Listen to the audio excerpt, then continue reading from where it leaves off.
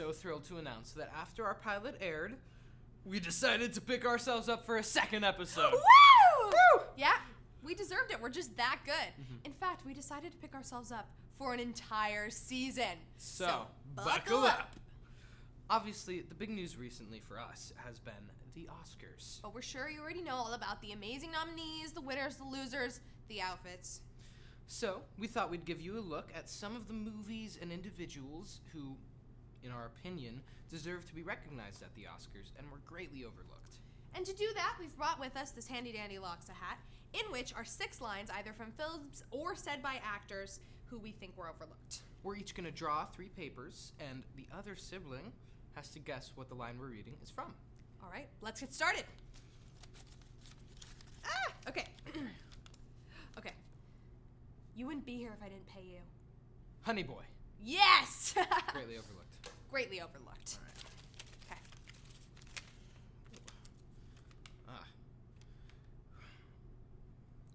I do. I also do my own carpentry. Oh, you paint? Yeah, I paint houses. The Irishman! Specifically, Robert De Niro. Should have been nominated, man. All right. Okay. Going for this one. All right. Thank you for this journey, no matter how it ends. Queen and Slim. That journey should have ended with an Oscar. Mm-hmm. All right. They're all stuck together. Post-its. My name is Elton Hercules John, and I'm an alcoholic and a cocaine addict. Can we show that on our show? Rocket Man, specifically Taron Egerton, but well, the also whole thing, it should have been nominated for everything. Such a good film. Definitely. Go watch that one. All right. And last one for me.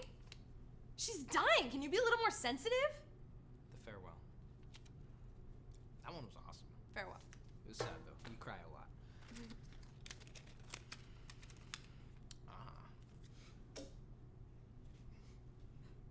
Once upon a time. Lupita Nyong'o in Us. Don't throw my hat on the ground. That's rude.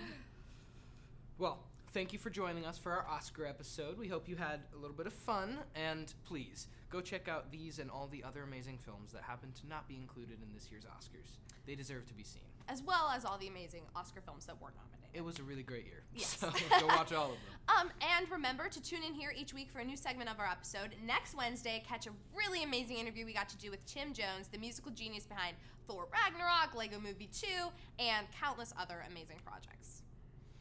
So, finally, live from Loxa, it's late afternoon. Hey, we really need some film ideas. Do you have any? No, I was just trying to figure some out, but I got nothing. Let's brainstorm. Okay. All right. What if we did something set in New York? Yeah, okay, and it could be at like an art gallery? Let's go a little bigger. Let's say museum. All right. Okay, what time of day? Let's start it at night. I feel like movies always start in the morning, you know, like get up. So night at the museum? Yeah. Okay. I see the problem there. All right, what about like a big group of kids? Okay. Yeah, like a big group of kids What living if we made together. them all boys? Yeah, and they all live in a forest together. Okay, and they have to Yeah. make their own food because there's no adults. Because the adults are holding them hostage in the forest. Yeah. And the only way to get out is by running Through a maze. Maze Runner. Maze Runner.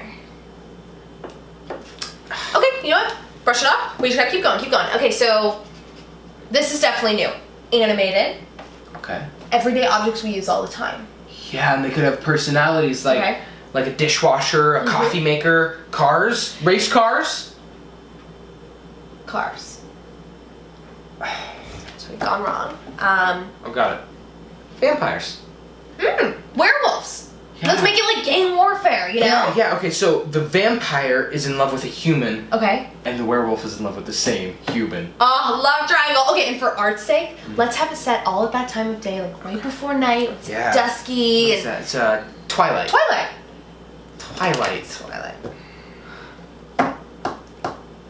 Okay, a man and a woman fall madly in love on a bus. I don't feel like there's enough time to fall in love on a bus, though. Let's make it something bigger, like they're crossing the ocean on a ship, and but it's one of those like really classy, like turn of the 20th century ships. Okay, so they're falling madly in love, and then the ship sinks. Oh my god, what if we made it based on a real like shipwreck, so that people are like, is this a true story? Like, like Titanic. That would be really great, except that it's Titanic. So. Okay, dog, named after a famous musician. He's naughty but lovable. Beethoven. Okay, town full of people, and they all have really tight tootsies, and the only way to like let them all go is by dancing. And Footloose. Bug Smoothie? Beetlejuice. This is really hard. Yeah. What if we just made a movie about a girl coming of age and the horrors of high school? Yeah, that seems original. Okay, what's your name be? Juno?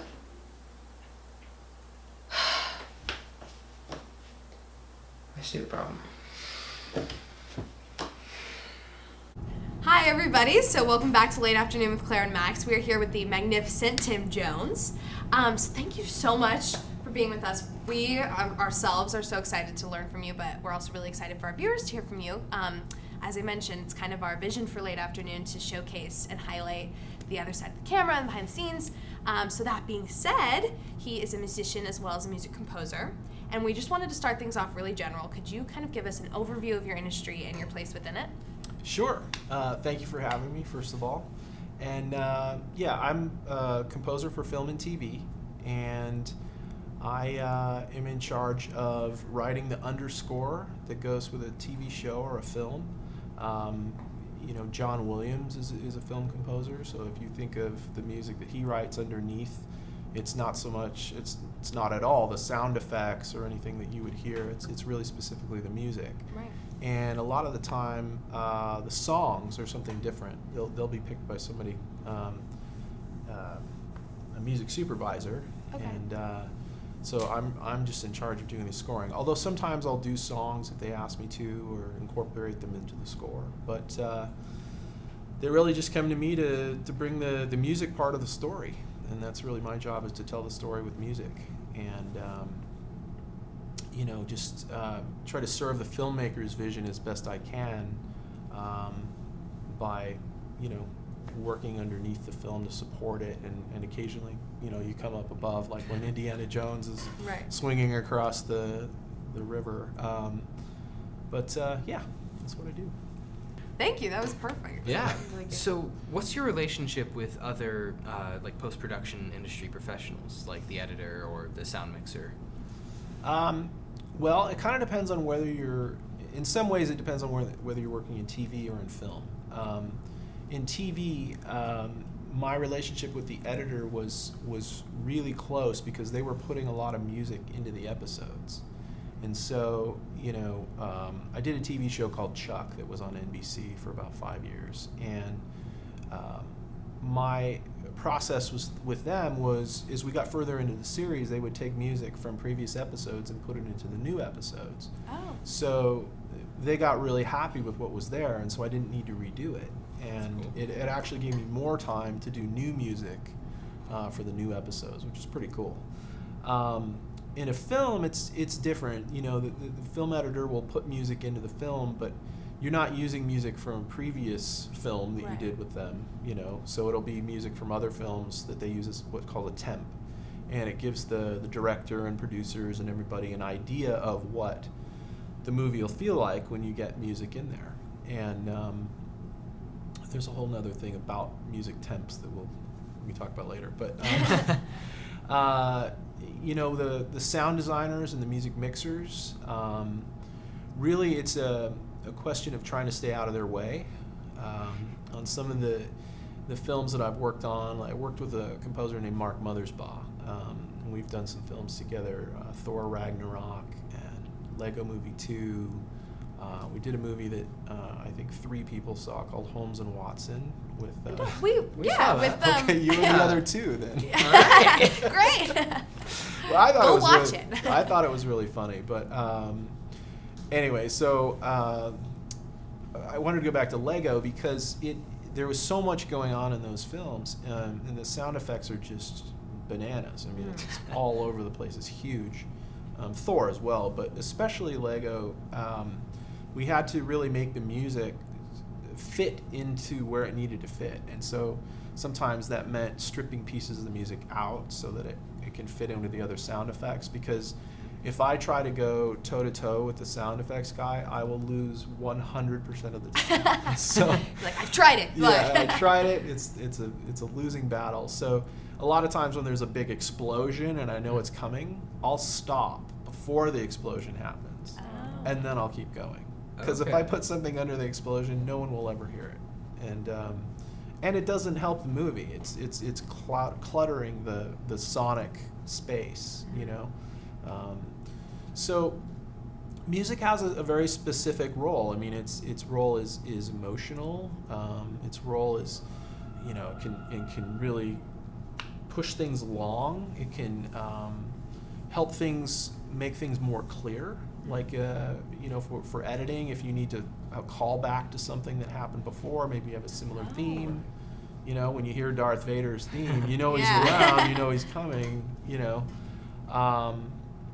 So they're pretty clearly defined roles. Sometimes it's a little blurred between the sound designer and music. Like a movie like The Dark Knight that Hans Zimmer did. Some of the music is very sound effect-like. You know, it has sort of some drones and things that, you know, is really, really well done. And so in that case, it just kind of becomes a dance on the final mixing stage when they mix all the music and dialogue and sound effects. Kind of, okay, we need a little less music here, a little more sound here, and so they kind of just put it all together and craft the final sound of the film. So. That's incredible. Yeah. So you kind of touched on this, but when you're trying to create like a certain feeling or a certain mood for particular parts of the film, how do you do that? I know it's such a broad question. No, it's a good question. Everyone's process is a little bit different, but I react to things very visually. So when I see something on screen, I'll often, when I'm looking at a scene for the first time, and assuming I haven't had the temp music in there, which is what I was talking about before, which is like the music from another movie, I often try to take that away. I without going into too much detail, I try to take elements of the temp, the feeling of the emotion that the director wants, and the pacing, and where it's syncing with the film, and I try to take all those things and then put the temp aside and look at the scene. And you look at it fresh, and a lot of times I'll take one instrument, whether it be piano or some string patch or something, and I'll play through it, and I'll find the places where music sticks. You know, you're like, okay, that works there. I like how that little swell made her eye look, you know, accentuated that. Or it's for me, it's really about the subtext in telling the story. And there are so many little nooks and crannies in a scene that you wouldn't think about until you start putting music to them. And then suddenly music is accentuating something you didn't even see before. Yeah. And sometimes it can be magical. You're like, wow, I didn't even know, you know. And so it's a process of discovery. This is one of my favorite parts of the process. And because you're really discovering the landscape of that scene for the first time, you know. And so I always try to save those first reactions to a scene, even if the cue is what we call the piece of music that's in the film. Okay. It'll start here and end here, and we call that a cue. And so they'll have numbers, like reel 1, cue 1 would be 1M1. Oh wow! So, I had no idea. So when you're looking at a cue for the first time, you want those initial reactions. I would imagine acting would be the same. Like a director may keep your take 1 because you just never know. Maybe you discovered something that, you know, 35 more takes didn't necessarily beat, you know. So yeah, it's really, I mean, the colors affect me, the speed of the motion, the way that actors are talking. If there are spaces in what they're saying, it's a little dance, you know. I'm kind of weaving around what actors are saying, because if I step on them, they're just going to turn me down anyway. Right. And I'm not helping the movie when I do that, you know. So for me, it's a little like jazz, you know. You're just kind of like, they say something, and then I say a little something, and then they say something else. And when it's working well, I think, you know. So does that answer your question? Yeah. Okay. Absolutely. Yeah. Yeah. Well, I mean, so the way it sounds to me is a lot of the time you really have the project to work with, but has it ever happened to you where you have to go in blind and you don't get to see the project, you're just scoring by, Yes, like before it? Yeah, when I'm working on themes, Mhm. often I'll have to imagine what's going to be there. It's much more difficult for me. I think some people are maybe better at that than I am. As I said, I'm so visual that it's a huge part of the input is missing for me.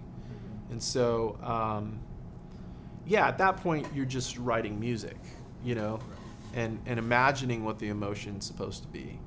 But I just find that difficult. And I've had times where, you know, some of these larger animated films that I've worked on, there's a lot of just pencil drawing, you know, and sometimes it'll freeze for 3 seconds and then you'll go to the next thing. So you don't get to see the full motion of it. And I think it's more difficult. You kind of have to put enough motion into that section so that when the film's actually in there, it's hitting things, you know? Right. You have to kind of anticipate having some sync points. You know, sync points is when you would line the music up to something in the picture, you know? When a guy raises his sword, you want something to happen in the music, you Right. know, so. So do you oftentimes read the script before, like when you're doing a theme, do you have a chance to read the script so you have some idea, or do you That would probably be best case scenario if I had to do that. Yeah, reading the script. I mean, you can come up with things, but I just find that, you know, the way that I work, and this isn't the way that everyone works, but I tend to throw like a lot of paint at the canvas. I have a bunch of ideas, and then the process for me is subtractive. So I just start taking things away until it feels the way I want it to. And I've had people that worked with me. I had an assistant. He, I don't know, one day he was sitting there for a couple of hours, and he said, man, it's like when you started, that cue is one thing, and now it's completely different. And I was like, yeah, you're right, you know? But it morphs, it changes, it evolves, you know, and as you take more away, and I think that's really when it's working well, you're able to take enough away that you have just exactly what's supposed to be there and nothing more.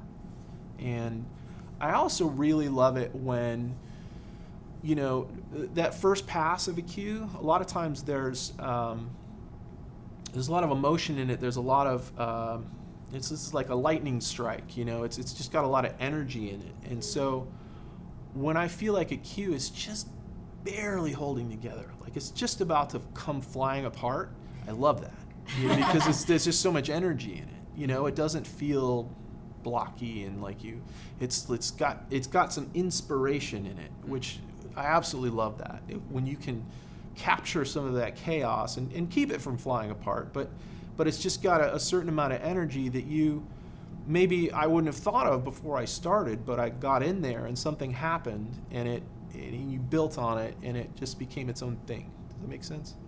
Yeah. So kind of going off of that a little bit, so do you stay within one genre of music for one genre of film, or do you ever like mix styles depending on the scene? Yeah, I mix things up a lot. Cool. Yeah, there's a lot of cross-pollination. It depends on the project. You know, sometimes you have more latitude to, you know, create things that are a hybrid. I think people are more interested in hybrid these days because we've heard so many other things, you know?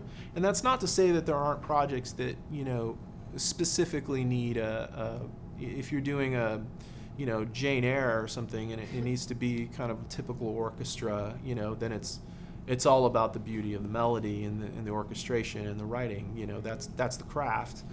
But if you're doing something like The Dark Knight, it's new. These are new elements being combined, and that's what makes it exciting, I think. So anytime that show Chuck, I was constantly mashing things together. It was so much fun. It had all this throwbacks and 80s references and movie references, and so, you know, every episode was different.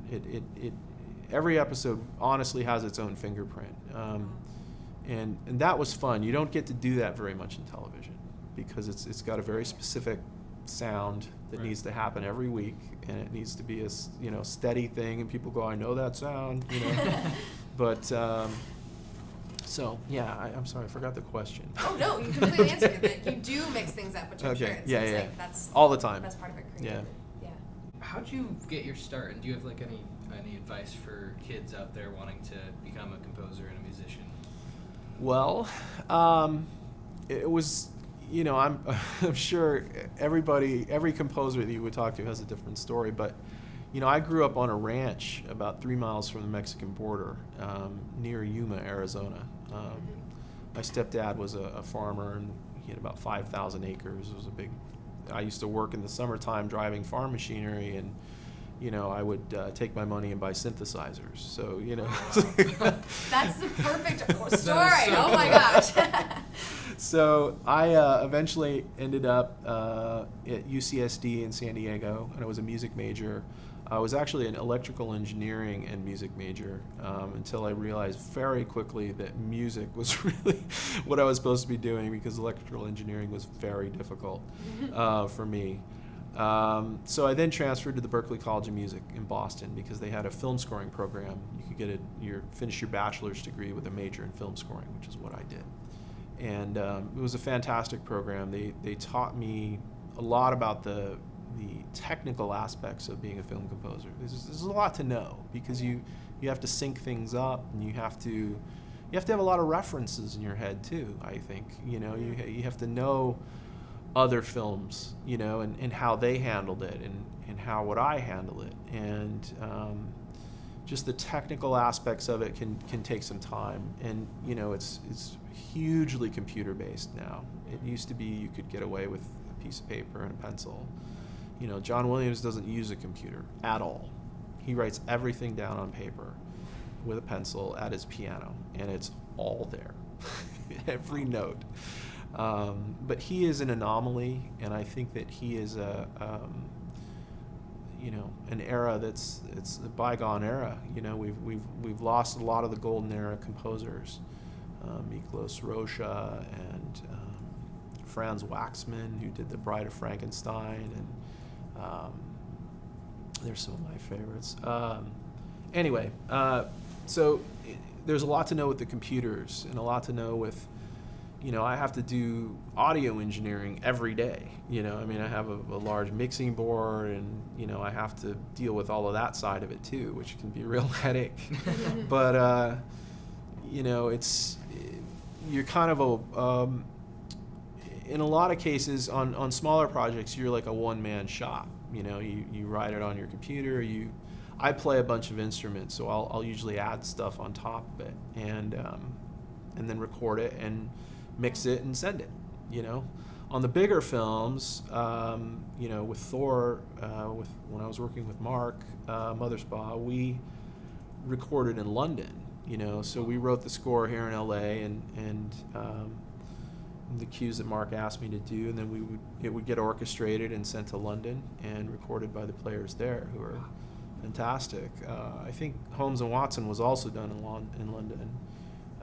Lego Movie 2 was done here in Los Angeles, Warner Brothers, which was really fun. Yeah, it's a really famous scoring stage there. It's the Clint Eastwood scoring stage, actually. I think they were using it as like a storage unit or something. It was awful. And he said, "Wait a minute, what would it cost to redo this place?" So they did. It was pretty cool. That's awesome. But yeah. So anyway, so getting some skills under your belt, I think is important. A lot of people don't, but I think that's a really important place to start, because there's a lot to learn, and I'm still learning, and I've been doing this 25 years, and I guarantee you I'll be learning when I'm not doing this, until the day I'm not doing it. But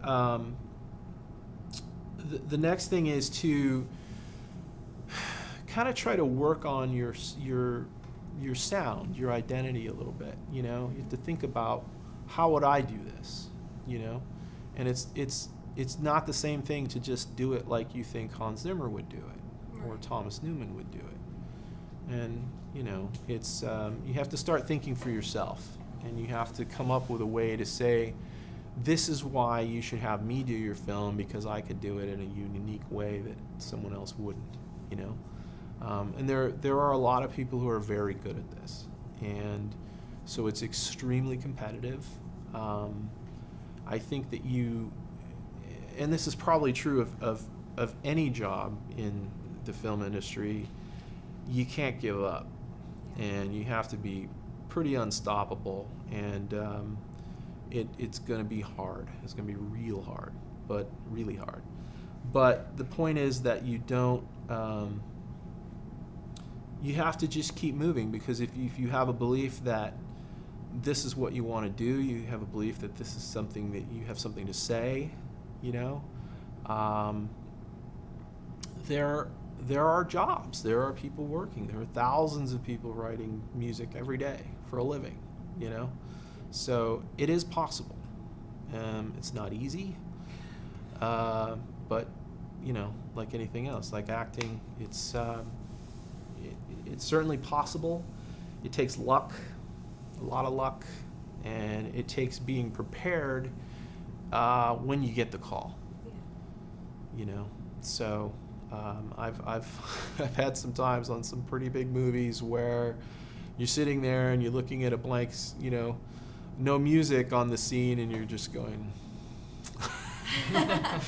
all right, this is, let's make the chimichangas, or whatever Deadpool says, time to make the chimichangas. Yeah, so it's, I don't know, I guess I've answered it, but I'm just saying you gotta really have a hard head and a Do you thick have any skin. sort of artist mantra that gets you through that? Just don't give up. You just keep getting back up. I know that's a cliche, but it's absolutely true. You will get kicked in the face repeatedly, but you have to keep getting up, and you have to believe that what you're doing matters, Yeah. So. So kind of switching gears a little bit, we have a couple questions. So how has the industry shift towards an increased amount of platforms and content? Has it hurt, helped, or really not affected your career? And also, I know we had mentioned like tax laws or anything like that that you want to talk about. Yeah, that's a big one. It's, for me personally, has been extraordinarily detrimental thus far. Really? Yeah, we, without going into too much detail, I did a bunch of shows for TV, and it was supposed to go into syndication, and then suddenly the streaming thing was just coming into, so the show went to a streaming platform, and suddenly, just extraordinary amounts of money were lost, Wow. because they weren't paying much of anything for streaming. And it's interesting that you ask, because just today I received a royalty statement, and I think that the tide is starting to turn a little bit. Okay. I'm starting to see things coming from streaming that I never saw before. It was pennies on the dollar, and those royalties are very important for composers. I'm sure many other people, obviously, but that's what sustains you between jobs, and that's how you sort of build a catalog of work that can continue to earn money over time, and it's seemed so far that I don't really know if it's equitable the way that it's been being paid by the streaming services, and it's a different it's not ad based.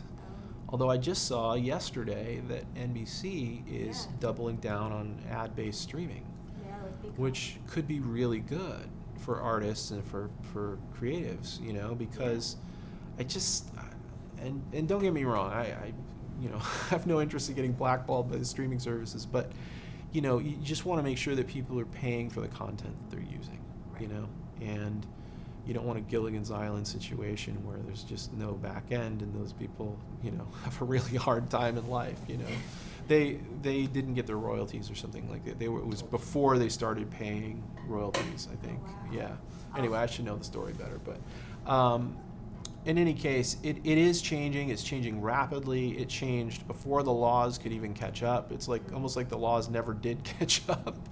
But they must be now, with the performing rights organizations or the people that collect royalties for composers, and SAG collects royalties for actors. I think they're finally starting to get in and make deals with these companies to say, look, you gotta tell us how much you're using, because they wouldn't open their books. They were like, we're not going to tell you how much people watch. Wow. So it's impossible to track anything. So I think they finally made some deals, to where it's very confidential, I'm sure, but they allow those they call them PROs, performing rights organizations, ASCAP and BMI, to get in and see the numbers, so they can say, okay, you get 3 cents for a play in Slovenia or whatever, Right. So it's changing. It's not changing fast enough, in my opinion, but I've been encouraged, even in just the past few weeks, by some of the stuff I've seen. Yeah, so let's hope, because it's important. We work hard. And there are a lot of people in our industry who don't get back end, and so they don't really understand that that's a big part of how we make a living, and so I think that, it hopefully is changing for the better. That's what I'd like to Fingers think. crossed. For all of us. Yeah. This is a Netflix PSA. Yeah, right. Please. Get it Well, done. yeah. Amazon. Yeah. Amazon was Please. good to me. Amazon was good. I was surprised. So recently. Okay, so we have a couple fun questions to kind of close it out. Okay. What would be your dream film to work on? Obviously not on a streaming service. Well, I felt like the films of the last decade, or maybe it was last 2 decades, were the Lord of the Rings films. Oh. Absolutely love those I movies. love They're those. just perfect in every way. The music was fantastic. Howard Shore knocked it out of the There. park. That would be amazing. Obviously, they're not gonna do those again, but Well, they have Well, a they have a new new- series. That's true. Amazon does, Although isn't that's it? an Amazon thing. Another Yeah. PSA. Yeah. No, I'm saying that Amazon's good. Yeah, we Amazon's love you. great. Um, dream job. Well, I have a very short attention span, so anything that is new is usually good. So I like what I'm working on now. You know what I mean? So That's a good mindset to have. well, it's just that I do so many different things. I mean, I really do. A lot of people, say, oh, I do, but no, I really do. I've done many, many different genres, and I enjoy that, and that's why I like to mash them up. It's kind of fun. So, I mean, who wouldn't want to hear reggae, hip hop, Star Wars? You know what I mean? It's like, I would love to. although that might Now that you we say might it, go I into the wanna Jar Jar hear it. Binks area, which would be a very bad place to Oh, go. wow. So, I want to see it I'm more. still convinced that Jar Jar is a Sith Lord. okay. That's just my opinion. It's a tough question. There's so many things I like. I think we were talking briefly off camera about Interview with the Vampire. Oh, yes. But I loved that score. It was a fantastic score of a guy named Elliot Goldenthal. And he's beautiful and just really well done. Rudy. I love Rudy. I mean, So I see Jerry a Goldsmith. consistent- So uplifting. Yeah, Yeah. Jerry Goldsmith is just an amazing composer, one of my all-time favorites. So a movie like Rudy would be amazing. Movie called Searching for Bobby Fischer. Did you ever see that? I did see that. Yeah, the little Yeah, kid the little plays kid. chess, and Yeah. it was a beautiful score by James Horner, who we lost, unfortunately. But yeah, but I love action. I love like a good noir film would be so cool, so I'll do anything, just about. Well, For our last question, oh. how many instruments do you play? Yeah. Well, we're gonna have to qualify the word play. I make noise on lots of things. I Yeah. make That a big counts. noise. Yeah. Right. I play piano. That's sort of my main instrument. Okay. Voice. I play a lot of flutes and wind instruments, clarinet, saxophone. I play guitar. I play lap guitar, lap steel guitar a little bit. I play a lot of things a little bit, but when you have unlimited takes, you know, you can just keep recording and then snip out the best little bits, you know. Obviously, when I need something, I get a pro, you know, to come in. But I don't know how many, 6, 7, 8, I don't know. 700? Wow. Was that? Wow. Well, we Thank you so are much for coming in. So awed Thanks by for you. having me. Yeah. So much. Yeah. Everyone, go check out all of the films, please. All of the incredible and work he's Amazon, done. get him on the new Lord of the Rings. Yeah. Do it. Well, thank you guys, and good luck with the show. Thank I think you. it's a great idea, and I just think it's gonna go bananas. It's gonna be awesome. Oh, thank So, you. yeah. My friend said that they were just gonna meet me here, so. Hey guys! Hey! Yeah, maybe they're just running late.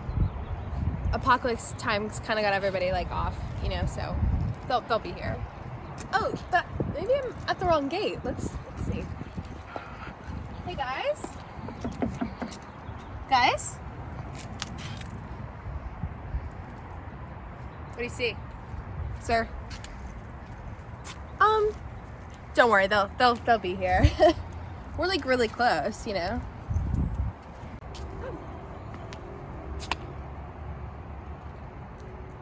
Oh, was I guess trick of the light.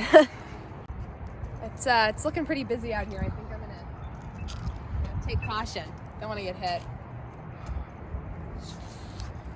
All right, the lights are on. Please don't hit me, please.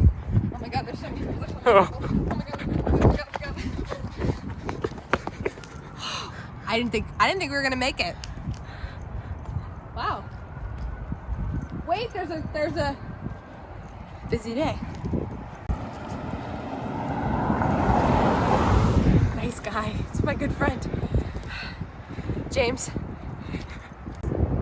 Oh my God. It's been so long. Oh right, social distancing. Don't want to breathe in you. Yeah, so how are the kids? Passing the time, this online school, it's crazy. You're telling me. All right, well, stay naughty. Oh, so you want my toilet paper? You think I don't see you? You think I don't know that that's what you want from me? Really? Think I'm that naive? I'll throw hands.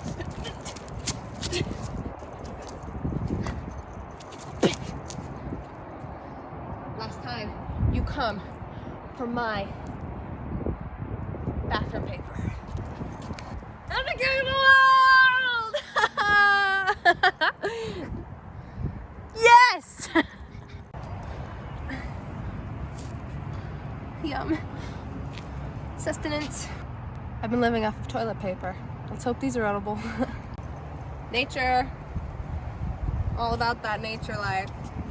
I'm one with the plants. Sorry.